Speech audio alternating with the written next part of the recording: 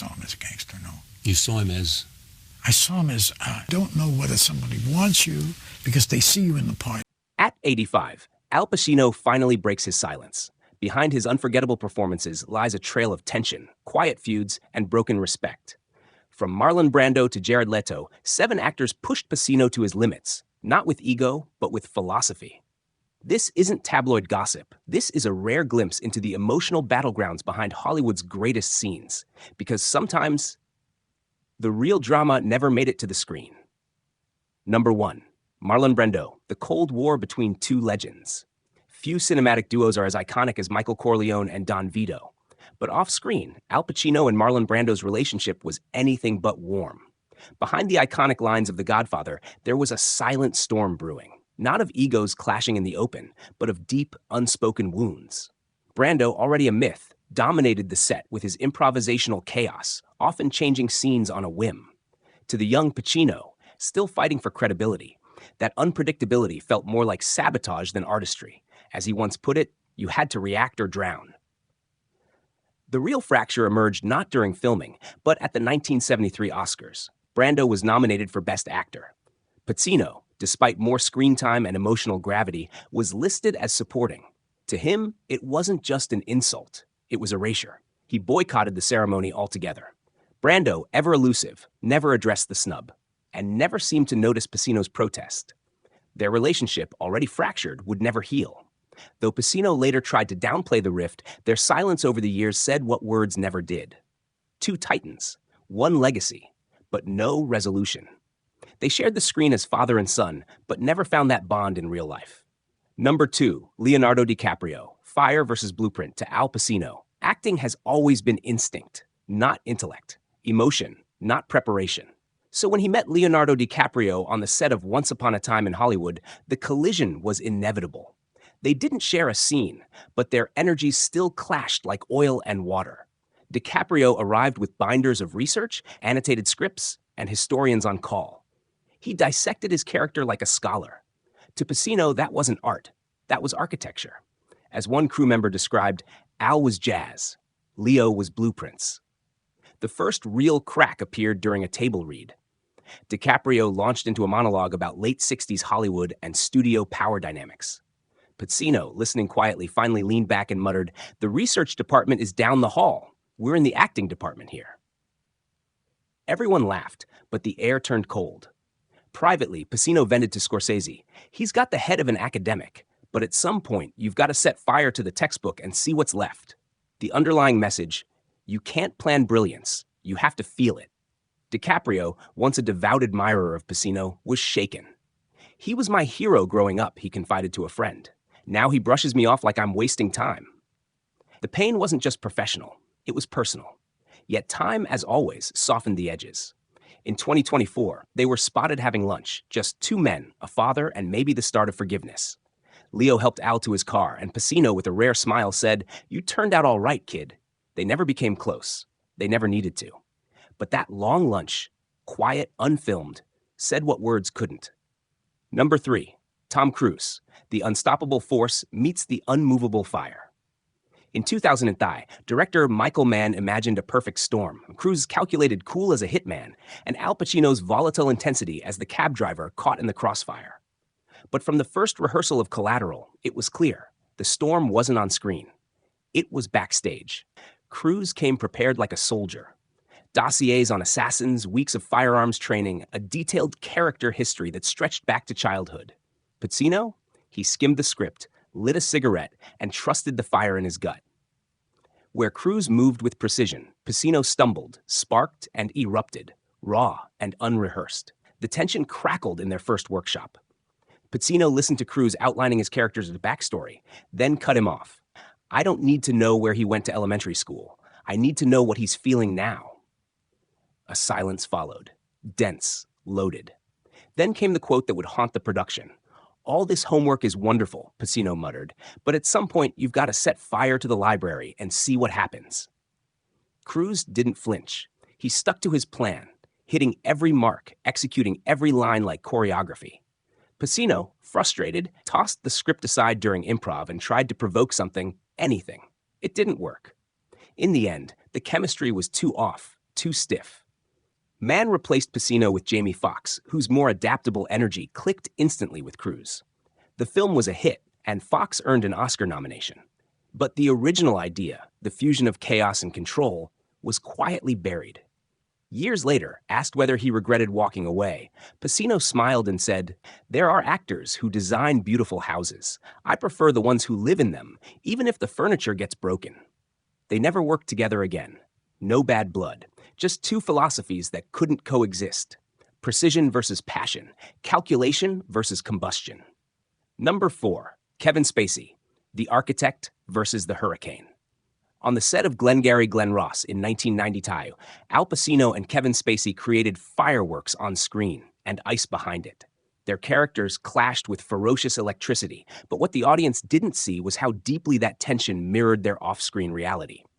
Pacino, ever the firebrand, believed in emotional spontaneity, that acting must erupt from somewhere real, messy, unpredictable. Spacey approached the craft like a surgeon, controlled, clinical, methodical. That contrast wasn't just stylistic, it was existential. From the first rehearsal, Pacino bristled at Spacey's process. The younger actor marked his script with detailed notes on pauses, inflection, tone. "It's like watching an architect build a building," one crew member said, next to a guy trying to paint lightning. Their working relationship hit its breaking point during the film's climactic confrontation. Spacey delivered a perfectly polished take, technically flawless, and emotionally hollow in Pacino's eyes. Al pulled the director aside and, loud enough for all to hear, muttered, "He's not acting, he's demonstrating acting." The set went still. Spacey, visibly stunned, didn't respond. But the wound lingered. Later, in interviews, Pacino never named names, but he didn't have to. "Some actors perform," he said during an actor's studio Q&A. "Others reveal. The audience always knows the difference." Everyone in the room knew who he meant. They never worked together again. No public fallouts, no scandals, just silence. And in Hollywood, that kind of silence speaks volumes. To Pacino, Spacey represented everything he feared about modern acting. Technique without soul, precision without pain. For Spacey, Pacino's chaos wasn't magic, it was recklessness. He once quipped in private, "Al thinks chaos is depth. Sometimes chaos is just chaos." Their philosophies couldn't be reconciled. Two masters, two different religions, and one bridge that was never built. Number 5, Dustin Hoffman. When two giants refused to bend in 1974, director Sidney Lumet had a dream. Cast Al Pacino and Dustin Hoffman together in Attica, a gritty drama about the infamous prison uprising. On paper, it was a masterpiece waiting to happen. In rehearsal, it was a disaster waiting to explode.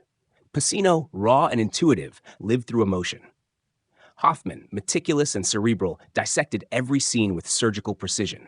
To Hoffman, the character was a puzzle to solve. To Pacino, it was a fire to jump into, unplanned, unfiltered. From the first table read, sparks flew. Hoffman brought folders, sociological data, psychological theories, deep motivations.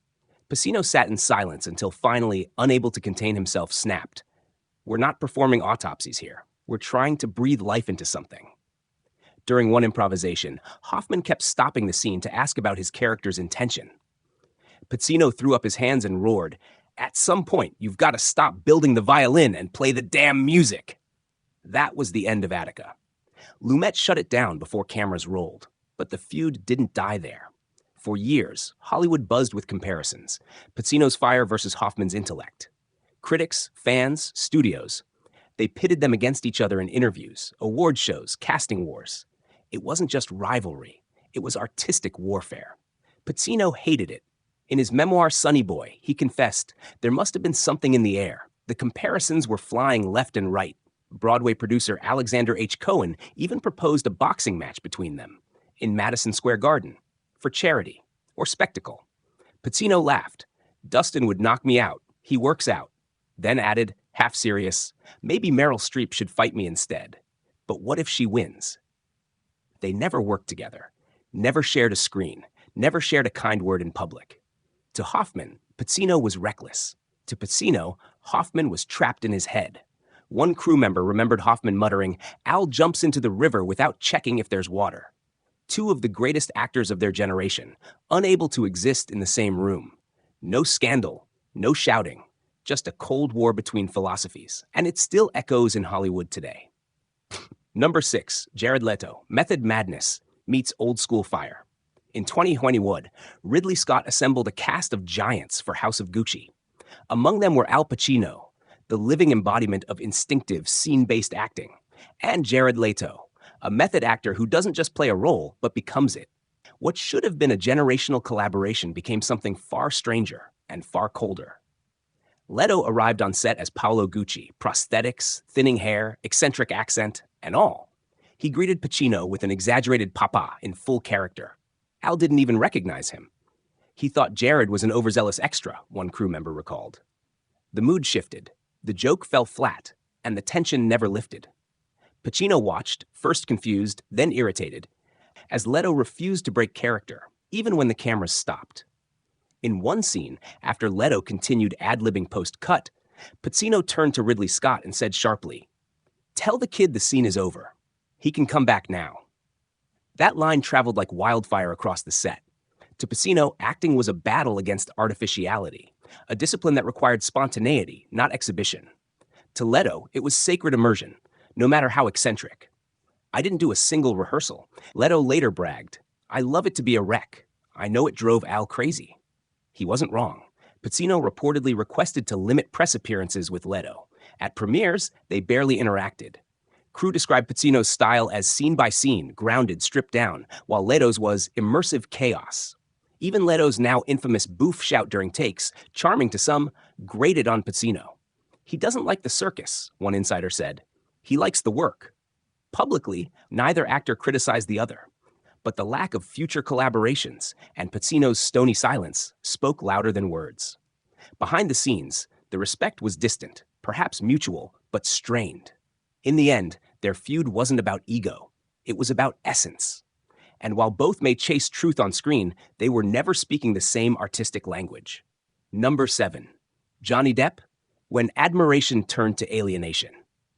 In Donnie Brasco, Al Pacino and Johnny Depp delivered one of the most quietly devastating partnerships in crime film history. On screen, their chemistry crackled, a weary old mobster passing the torch to an undercover agent he never saw coming. Off-screen, however, the admiration was more fragile, and the distance far more real. Pacino prepared for the role of Lefty Ruggiero in his usual way, internal, emotional, instinctual. He became the character, often to the point of vanishing into the role. Depp, at that point in his career, was deep into his chameleon era, sculpting characters from the outside in, building quirks, voice, look, walk. Director Mike Newell saw the clash brewing early. Al needed emotional gravity. Johnny built from aesthetics. It worked on camera, but it grated in rehearsal. During one pivotal restaurant scene, Pacino suddenly turned to Depp mid-shoot and said, with visible frustration, "Where are you right now? Because you're not here with me."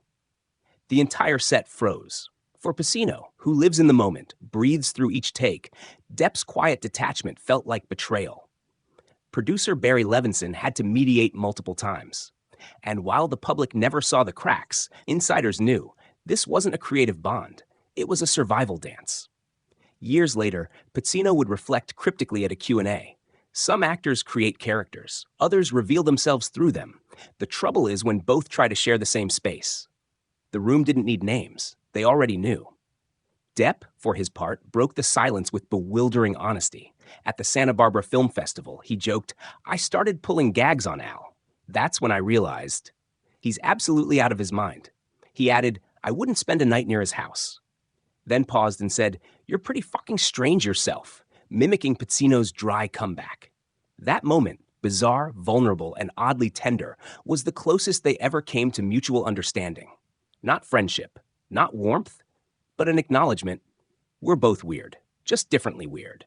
They haven't worked together since. No public reunions, no shared praise, just silence. And in Hollywood, silence often means one thing: the chapter is closed. Pacino didn't hate Johnny Depp. Not truly, but he couldn't find himself in him.